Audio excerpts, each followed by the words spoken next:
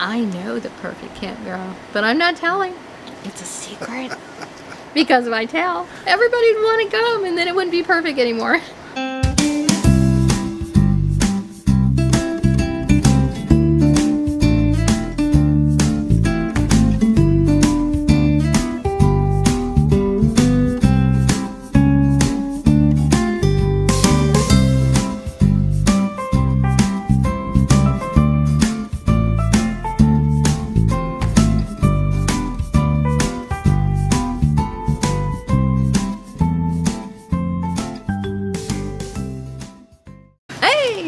In sunny Arizona. The sun finally came out after lots of rain, and we both have photosensitive glasses, so even in our awning shade, it's bright enough for us to look like movie stars with sunglasses on. Yeah, that's us going incognito here. Yeah. Yeah, it is pretty nice out here today, so we decided we want to do the filming outside, but we want to talk today about the best camping site. Now, he said perfect/best for us. We started off to talk about the perfect campsite. And I said there's no such animal. Well, there might be. Perfect for me and not perfect for him. So it's all perfect is subjective. Yeah. But I know the perfect campground, but I'm not telling.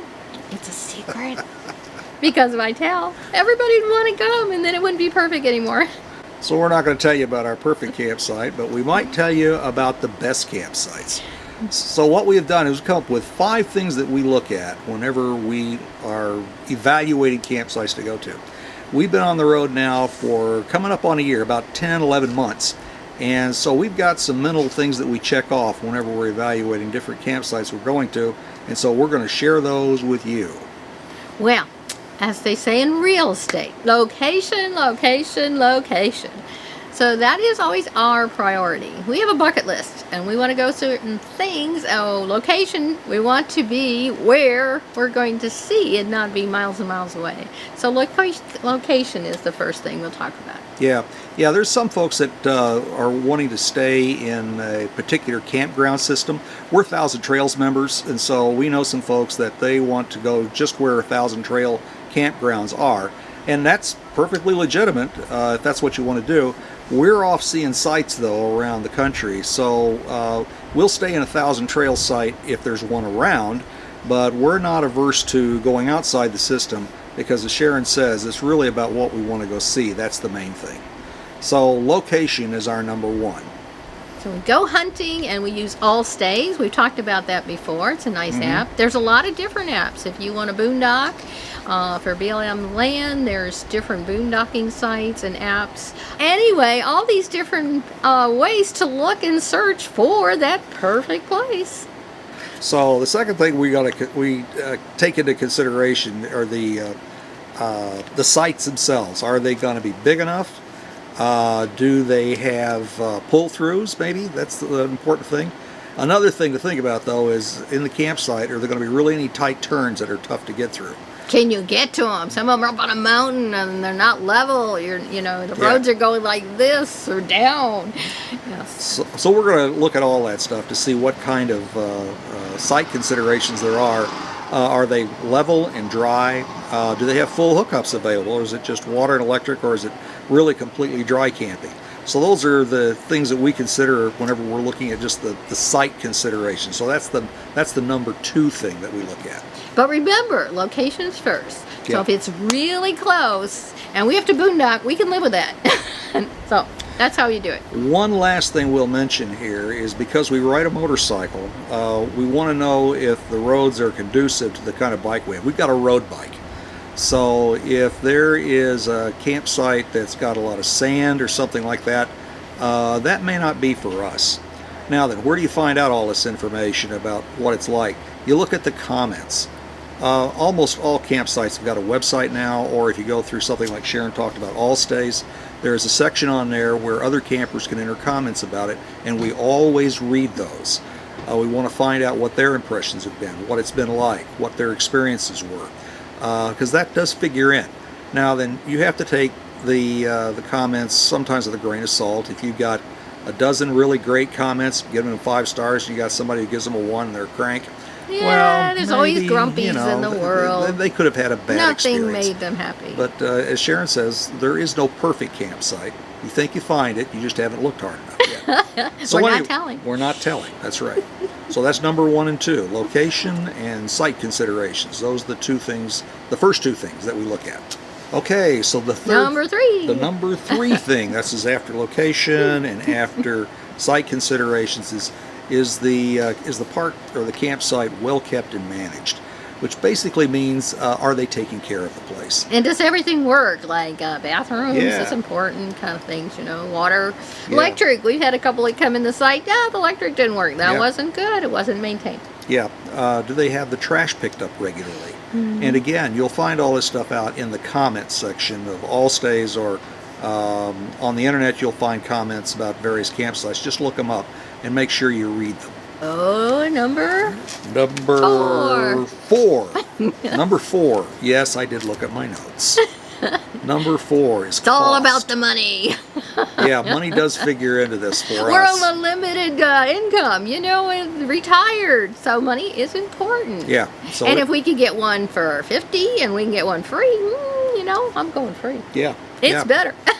Yeah, because we're Thousand Trails members, we don't get a nightly charge if we stay in most Thousand Trail parks. And I'll say most, and I'll explain that in a second. But as we said, sometimes we're in a place where there isn't a Thousand Trails park, so we're going to stay somewhere else. So we're going to be looking at the cost. So the nightly cost is going to be one rate. Most generally, we're trying to stay more than one night, up to a week. If you'll go with the weekly rate, you'll find that that is a It'll lot save you less money. per night than the nightly rate.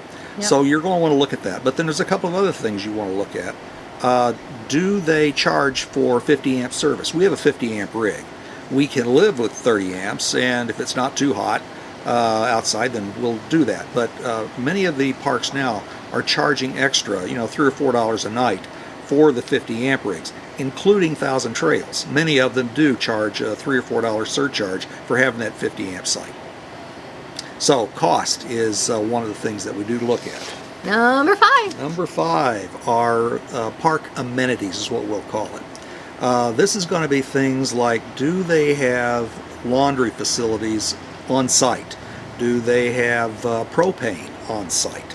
Or do you have to go somewhere else for it? We're going to be concerned about how far is it to the nearest grocery store. We were in a place once in northern Texas where it was 1 hour drive. It was an hour drive to the grocery store. Anything. You got to really want that gallon of milk to drive I an said, hour well, to go we'll get just it. not have that right now. We'll do something else. Yeah, so we've learned that's something we check into. How far is it to get to all of these amenities? And it's nice. I mean, we can go into town to laundry, and we've done that. But it is convenient if it's only a few steps off from where your campground. Yeah. And many of the campgrounds, whenever they're out and away like that, they'll have a convenience store where they carry some small items, like a gallon of milk, that kind of thing. One other thing that you want to look at is, can you receive packages? Now, this is particularly important if you're full-time and like we are. This is how we get our mail. Yeah. We have a mail service in Florida, and whenever we tell them to, they will send us all the mail that's been collected over whatever period of time to wherever we happen to be. Now, that it's most convenient if we can get that at the campsite. Otherwise, we have to go in town, go to general delivery at the post office. Yeah. And it's not hard. It's just a little more hassle. It's more hassle. So, and especially if you like Amazon, like some people I know, and want to order things, and then they don't deliver. They don't deliver at the post office. Oh, that's a real challenge. So Yeah. it's nice if it delivers at the campground. And what the concern is that many of the campgrounds will not freely get packages for you. They'll charge you $5. We've had some of them that say, look, we'll accept your package, but it's going to cost $5 for it. Some of them just say no. You Don't can't even have it bother. delivered here. Yeah. So then you're stuck with having it sent to general delivery at the local post office, and that can be kind of problematic, particularly with Amazon. They don't deliver. I know that they claim they do. We've had a mixed bag of Amazon deliveries going to the post office, even though we tell them, it's got to go to the post office, they seem to get really confused about it. So that's kind of a hassle. It's been a challenge. But Yeah. those are things that we consider because that's important to us, our mail. Yeah. Yes. Yeah, absolutely. So anyway. That was number 5. That was number 5. So what have we got? We have got number 1 is location. Location.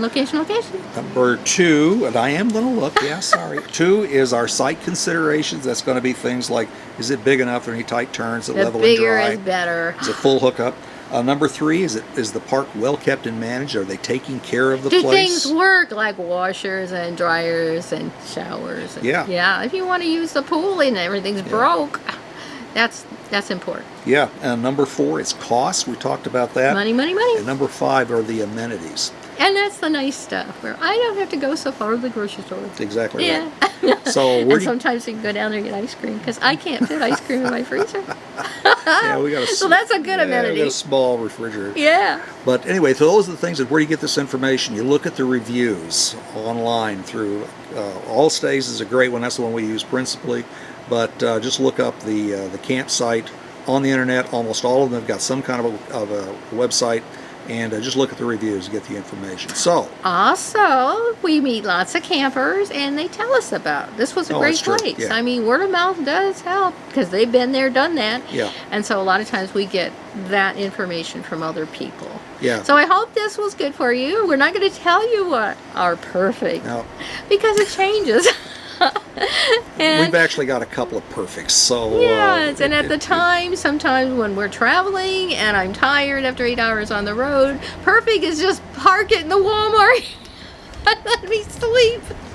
So perfect changes. sometimes perfect can be a Walmart. That's right. Okay. All right, So guys. anyway, that's our 5. So I hope that helps you, and we will see you down the road. And like I said, if you belong to Coast, Thousand Trails, RPI, etc., etc., I don't think Coast to Coast exists anymore. I don't know. Okay, so number 2 on our list. It's not on the spring. See, it's way down here. So number 2. Now he shows everybody. See, there's our notes. See our notes? See our notes? Okay. I keep notes. I've been talking to groups of people for the past 50 years. I keep notes. I got a joke. All right. Engineer, right? Engineer. He'll get this. Engineers out there get the joke. I tell him I'm cold. He tells me, go stand in the corner because it's 90 degrees. And I go, isn't that cute? You engineers will get that joke. All right, moving on. That's true. Yes. What were we talking about? Oh, campsites. That's right. Yes. Where are we? Okay. Okay, we're talking about campsites. So.